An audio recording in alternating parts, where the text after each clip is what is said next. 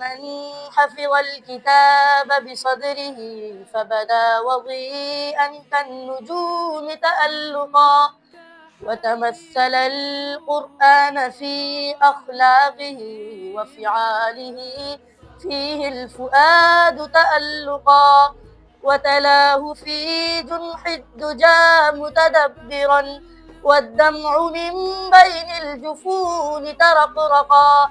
هذه صفات حافظين كتابه حقا، فكن بصفاتهم متخلقا.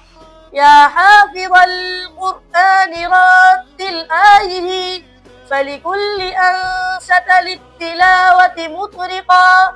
يا حافظ القرآن لست بحافظ حتى تكون لما حفظت مطبقا.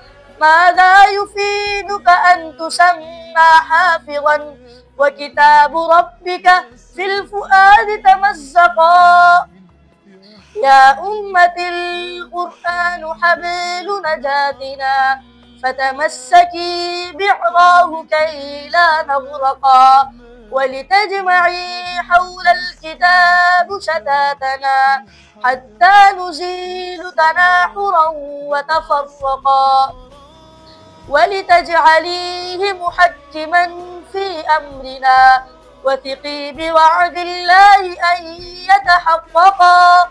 يا أمة القرآن حبل نجاتنا، فتمسكي بعراه كي لا نغرقا.